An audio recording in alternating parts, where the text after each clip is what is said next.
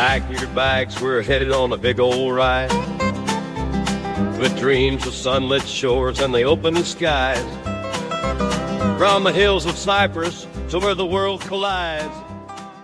Ever just get that travel bug itch to just drop everything and go somewhere new? Yeah, you know what I mean? Totally. Especially when you see those travel bloggers living the dream. Like, are we about to dive into some serious wanderlust today? Yeah, we are actually. We're going to be digging into Rob and Mandy's trip to Capetown back in 2017. Oh, I love those early blog posts. Like, everything's so fresh and new. They're seeing it all for the first time. Right. It's like we get to relive it with them. Plus, it's one thing to read a guidebook. Oh, yeah, totally different vibe. But to actually, step into their shoes through their blog. Get that personal perspective. Exactly. Okay, I'm ready. Where's our first stop? All right, so picture this 2017 Rob and Mandy. They've been living it up in Cyprus since 2006. Oh, okay, lovely. Decide to embark on this South African adventure. Right. First stop, Capetown, the mother city, as they call it. Iconic. And, it's like they step off the plane and bam, 30-degree weather, sunshine. Oh, wow. And even the immigration officer is overflowing with that, that famous South African friendliness. Oh, I love that. That energy is contagious. I know, right? Yeah. It's amazing. And they even say, right off the bat, their first impression is just how welcoming everyone is. Oh, that's so lovely. And it really sets the tone for their whole trip, but we'll get into that. Yeah, for sure. But for now, they just got off the plane. Where are they going? What are they doing? Well, they don't waste any time. They head straight for the Sea Point seafront. Of course, classic. Get that fresh ocean air. Stunning views. Paragliders, dotting the sky with all these colors against, the backdrop of Lion's Head. Oh, that's got to be picturesque. And then the V&A waterfront. Yeah. Bustling with energy, all the... Oh, yeah, the vibe. The vibe, yeah. Did they, I'm always curious about those little green spaces you find tucked away in cities. Did they explore any of that? Actually, they did. Mm-hmm. They stumbled upon Greenpoint Park. Okay. And they described it as this little oasis of tranquility amidst all the city buzz. Oh, see, that's what I love. The contrast. You can have these bustling city vibes and then just a moment of peace. I know, right? And speaking of contrast, they also had this hilarious little anecdote about a VR experience they tried. Oh, no. Was it one of those ones where they get really dizzy afterwards? Oh, it was exactly that. Yeah. Apparently, Rob got way too into it, and when he took the headset off, he could barely stand. Oh, I bet Mandy got a kick out of that. Oh, she's in stitches. I mean, who wouldn't be? Oh, that's got to be in the blog. I need to see the pictures. It totally is. It's one of those moments where you're just reading it, and you're just right there with them, laughing along. Totally. And those little moments are like gold dust for travel blogs. It's those personal touches that make it so relatable. Absolutely. And speaking of personal touches, they had this really cool experience while they were having lunch at the V&A waterfront. Okay. Like street food or something fancy? It was actually a live performance by this local group called the Akamva Marimba Band. Oh, wow. So they're just enjoying their lunch and they get treated to a show? I know, right? Talk about an immersive experience, delicious food, sunshine, and the sounds of traditional African music. See, that's what I'm talking about. Those serendipitous moments, that's what travel is all about. Totally. And it really speaks to their willingness to just embrace those, unplanned moments and just go with the flow. For sure. But they weren't just going with the flow the whole trip, right? Oh, no. They had some pretty big plans up their sleeve. Okay. Spill the tea. What adventure did they embark on next? Well, remember how the Cape Town Triathlon was happening during their trip? Oh, yeah. I vaguely remember reading about that. Was it a whole big thing? Oh, yeah. The city was buzzing. Athletes everywhere. Road closures. You name it. Okay. So not exactly ideal for sightseeing. Well, especially not when you have a helicopter tour booked. Oh, no. Did they have to cancel? That's what I thought, too. Yeah. But this is where that South African hospitality comes in again. Okay. Tell me more. So the tour company was having a real time trying to even reach Rob and Mandy because of all the chaos. Yeah, makes sense. With all the road closures and everything. But their host, Earl, okay, he personally drove them to the helipad to make sure they didn't miss their flight. Wow, that's amazing. Talk about above and beyond. I know, right? Wow, that is some serious dedication. Talk about making sure your guests have a good time. That's incredible. So they made it to the helicopter. They did. And it gets even better. Oh, there's more. To apologize for the inconvenience, the tour company gave them a free upgrade. No way. What did they get? A private tour. A private helicopter tour. Front door. Complete with a DVD and a photo package. Now that is service recovery done right. Wow. I am impressed. Right? Like, talk about making lemonade out of No, lemons. seriously. So tell me more about this private helicopter tour. Did they have like a personal pilot and everything? They did. Mm. Her name was Sammy. And get this. Rob and Mandy thought she was only 14. Wait a minute. 14 years old flying a helicopter? That's what they thought. It's not crazy, right? Okay, I need to hear more about this. Hold on. You can sit down for this one. This is wild. 14 years old. I know. It's unbelievable. Uh, But we'll get into that in just a minute. But first, let's talk about the views.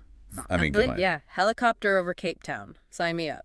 Right. So Yeah. they're soaring over the city, and Sammy, their pilot, is pointing out all these landmarks. Okay, so not 14 then. No. Turns out she was a bit older than that. They just couldn't believe someone so young and professional was piloting a helicopter. Okay, that makes a lot more sense. I was like, wow, things must be different in South Africa. But yeah, she was great. Show them Table Mountain, of course. No, I bet the view from up there was incredible. Incredible doesn't even cut it. They were blown away by the sheer scale of it all. Like the city just sprawled out beneath them, and then the peninsula. Oh yeah, talking about the peninsula, they specifically mentioned that view. Like it really stuck with them. It makes sense. It's one thing to see it on a map. Totally different to experience it firsthand, like the vastness of it all. Exactly. But anyway, after they came back down to Earth and let the adrenaline wear off a bit, they decided to see Capetown from a different perspective. Okay, let me guess. Did they hop on one of those big red buses? The hop on, hawk off. Classic for a reason, though. You can't go wrong with those. They're great for getting your bearings. Totally. And they said it was amazing to see how the landscapes kind of like contrasted with each other. What do you mean? Like you'd have these modern buildings right next to these old colonial structures, and then boom, a patch of green. Oh, wow. So Capetown really does have it all, huh? Seriously. It's like a blend of everything. Yeah. But there's one stop in particular I want to ask you about. Let me guess. Did they mention those penguins? How'd you know? Come on, those penguins are famous. That's true. But yeah, they went to Boulder's Beach. So many penguins. Hundreds. Apparently waddling around everywhere. Oh my gosh, did they get any pictures? Tons. And they even saw some penguin chicks. Stop it! No way! That's adorable. Right, I know. But it's actually really cool because Boulder's Beach is a great example of like successful conservation efforts. Oh, really? I didn't know that. Yeah, apparently these penguins used to be all over the place, but their numbers really dwindled because of, habitat loss and all that. That's so sad. I know. But they've made a real comeback thanks to places like Boulder's Beach. That's amazing. So not only did Rob and Mandy have this incredible experience, but they were also supporting a good cause. Exactly. It's like the best of both worlds. Totally. So what's next on their Capetown adventure? Well, after all that city exploring, they decided to venture out a bit. See what else was out there. Okay, I'm intrigued. Where'd they go? The Cape of Good Hope.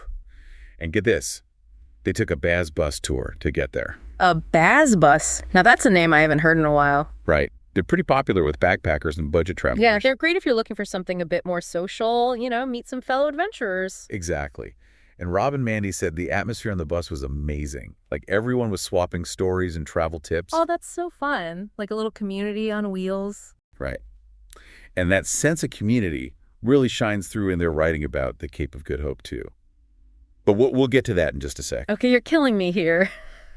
Tell me more. Okay, so their first stop was actually a return visit to Hout Bay. Hout Bay again? What brings them back there? This time they got to see the seals. Oh, the seals. Yeah. Of course, Hout Bay is famous for its seal colony. Right. And they took a boat trip out to Duker Island where the seals hang out. Okay, I can already picture the blog post. Hundreds of seals just chilling on the rocks. They said it was amazing to see them up close, like basking in the sun, playing in the water. Sounds like an experience. Totally. But the highlight of the trip, of course, was the Cape of Good Hope itself. Okay, so set the scene. What was it like? All right, so picture this. They get to the park, hop on bicycles. Bicycles, seriously? Yeah. They decided to cycle through the park. How far are we talking? 7 kilometers. No way. 7 kilometers on bikes. That's a workout. Right. And it's not like it was flat ground either. Oh, definitely not. That coastline is rugged. Exactly. Yeah. But they said it was worth it. Like the views were incredible. Oh, I bet. The cliffs, the ocean, the whole 9 yards. And it's not just the natural beauty. It's a place steeped in history. Oh, absolutely. For centuries, sailors considered it the end of the world. Like rounding the Cape of Good Hope was a huge deal. Exactly. And you can tell that Rob and Mandy really felt that weight of history as they were cycling through the park. I bet it's one thing to read about it in a history book, but to actually be there. Totally different, right? Night and day. So after their 7-kilometer bike ride, what'd they do? Did they just collapse? Well, they did stop for lunch, of course. Oh. And then they rode the funicular up to the lighthouse. Oh, yeah, the lighthouse overlooking False Bay. I've seen pictures. Incredible view. And of course, no trip to the Cape of Good Hope is complete without a selfie with the sign. Oh, yeah, the iconic Cape of Good Hope sign. Gotta get that Instagram shot. Exactly. And they actually saw some baboons and ostriches along the way. Wait, really? Baboons and ostriches just roaming around? Apparently so. Yeah. It's like a whole other world out there. Okay, I need to add the Cape of Good Hope to my bucket list. Like now. That sounds amazing. Right. Okay, but hold on. Let's take a breather for a sec. Catch our breath. So much wildlife. You know, speaking of food, though, did they mention anything about what they ate while they were out there? Actually, yeah, Rob tried something new. Oh, yeah. What was it? Roast springbuck. Wow. No kidding. I've always wanted to try that. It's supposed to be delicious. He seemed to enjoy it. That's so cool. You know, it's amazing how food can really transport you to a different place. Absolutely. It's like a whole sensory experience. Right. But, you know, sadly, all good things must come to an end. Even epic adventures. Exactly. And their time in Capetown was winding down. But they had one last thing on their list. Let me guess, Table Mountain. You got it. But of course, it wouldn't be a true travel adventure without a little hiccup. Oh no, what happened this time? Remember how the triathlon messed with their helicopter tour? Oh yeah. That was wild. Well, Table Mountain had a different kind of obstacle in store. Okay, I'm intrigued. Spill the tea. The tablecloth. The tablecloth?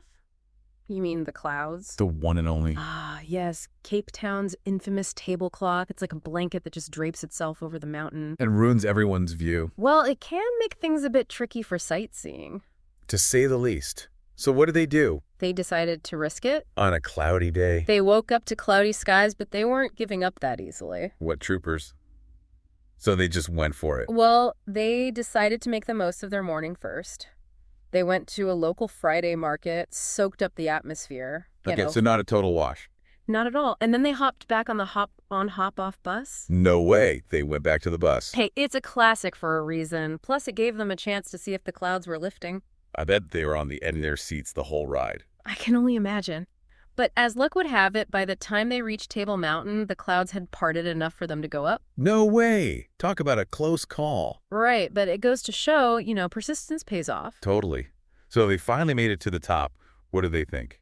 Oh, they were blown away by the views. Said it was absolutely breathtaking, even though the 12 apostles were still kind of shrouded in mist. Oh, that's kind of eerie, though, isn't it? Like those peaks just emerging from the clouds. Totally adds to the drama. Right, like a scene out of a movie? Yeah. So after they finally conquered Table Mountain, did they do anything else?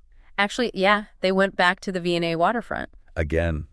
What brings them back there? Rob was fascinated by the working dry dock there. Oh, really? Why is that? Apparently he used to work in shipyards, so it brought back a lot of memories for him. Oh, that's actually really sweet, like a blast from the past. Right. And it just goes to show, travel isn't just about seeing new places. It's about making connections with your own personal history, too.